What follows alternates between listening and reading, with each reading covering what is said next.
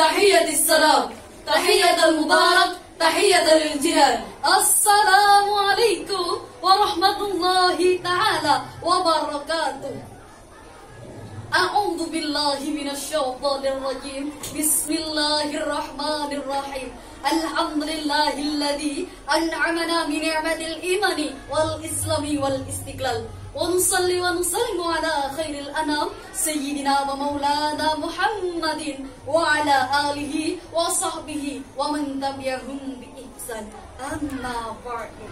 Yang terhormat Dewan Juri yang arif dan bijaksana serta teman-teman sebangsa setanah air yang berbahagia, sudah menjadi fakta pada sejarah nasional bahwa kemerdekaan yang telah direbut dari tangan para penjajah mayoritas direbut oleh para pejuang-pejuang muslim yang dipimpin dari berbagai kalangan seperti kiai, ulama, tokoh agama, dan masih banyak lagi. Semua yang telah mereka lakukan itu bukan semata-mata atas panggilan dari Ibu Pertiwi untuk merdeka, namun panggilan suci yang berasal dari ketauhidan dan keimanan. Semangat nasionalisme para pejuang muslim inilah yang membuat kita bisa merasakan indahnya kemerdekaan di zaman sekarang ini. Oleh karena itu, untuk membahas lebih lanjut tentang nasionalisme pada kesempatan kali ini, izinkanlah kami menyampaikan sebuah syarahan yang telah terangkai dalam sebuah judul Nasionalisme dalam Konsep Islam, yang berlandaskan firman Allah dalam Quran Surah An-Nisa ayat 59.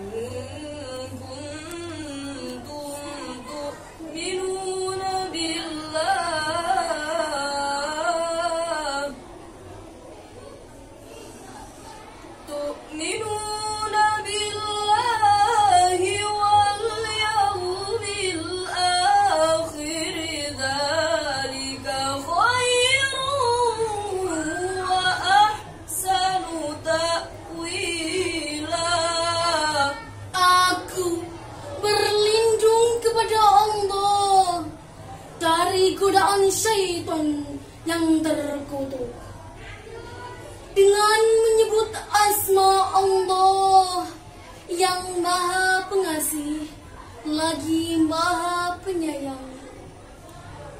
Wahai orang-orang yang beriman, taatilah Allah dan taatilah Rasul-Nya dan ulil amri di antara kamu.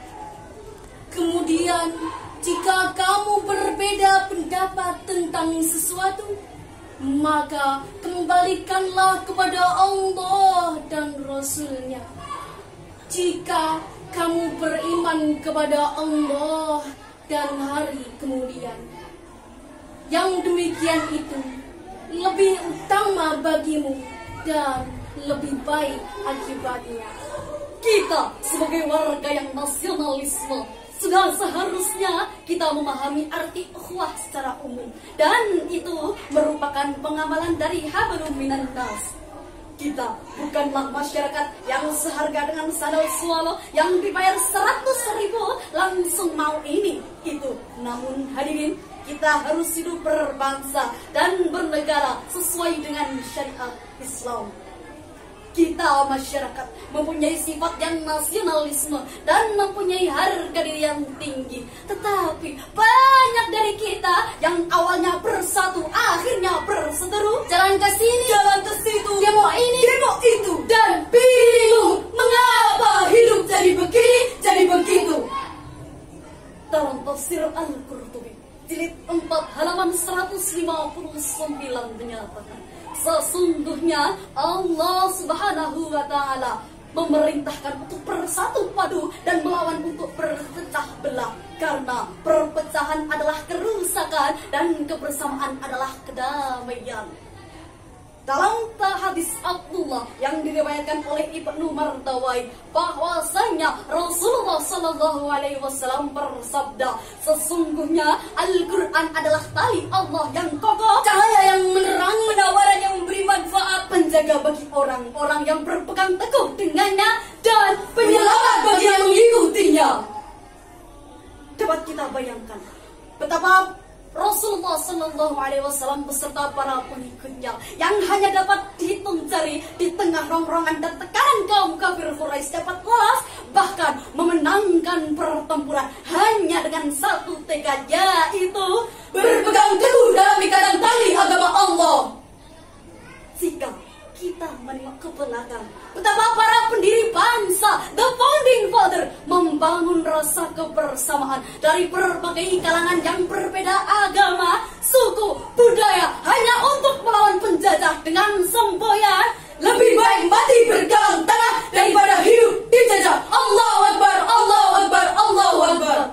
Maka ceceran darah mengalir di bumi pertiwi tak dipedulikan, bahkan nyawa pun dikorbankan demi persatuan dan kesatuan bangsa ini. Hanya berbekal bambu runcing, siap berhadapan dengan moncong senapan mesin, dan itu hanya dibakar oleh semangat persatuan untuk merebut kemerdekaan.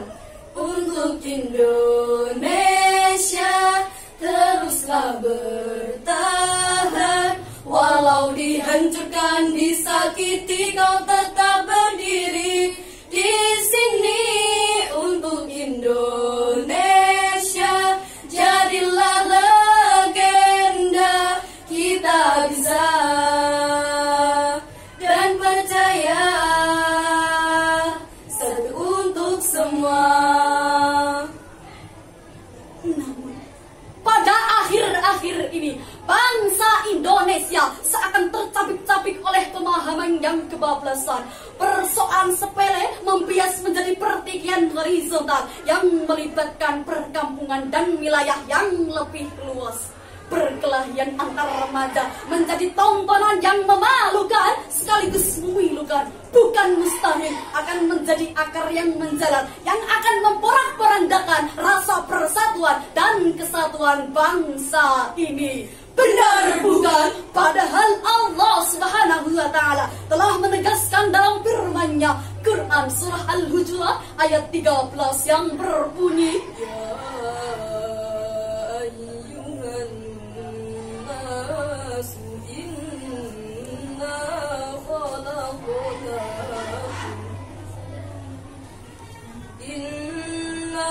khalaqnakum min dzakarin wa untha wa ja'alnakum syu'uban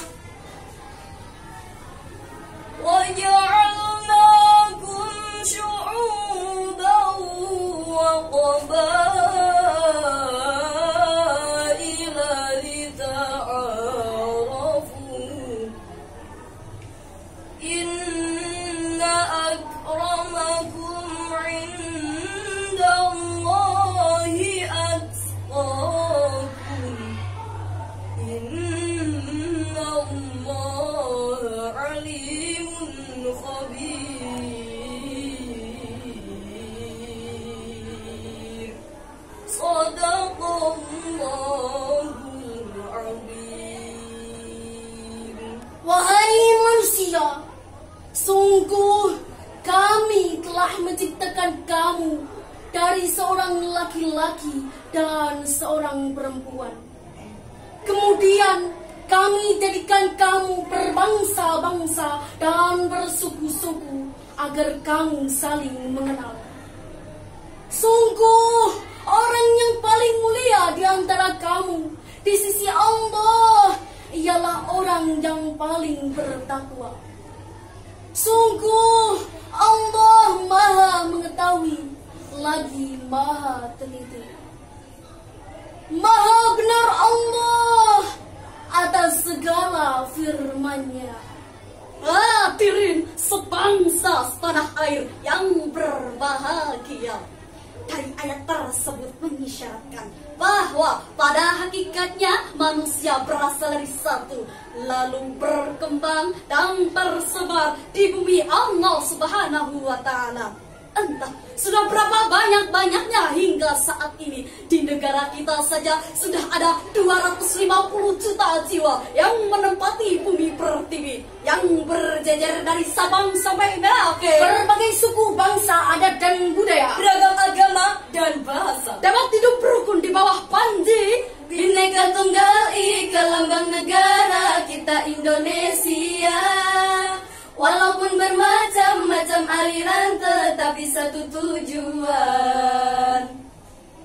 Kita harus sadar bahwa diri kita mengalir darah yang sama, mengemban amanah yang sama sebagai khalifah fil ard, menyembah Tuhan yang sama dan beribadah dengan tata cara dan bacaan yang sama pula. entah dia orang Arab atau bukan, Afrika atau Amerika, Islam meletakkan persamaan derajat antara manusia tanpa membedakan keturunan dan warna kulit kecuali tingkat ketaatannya. Setuju tidak?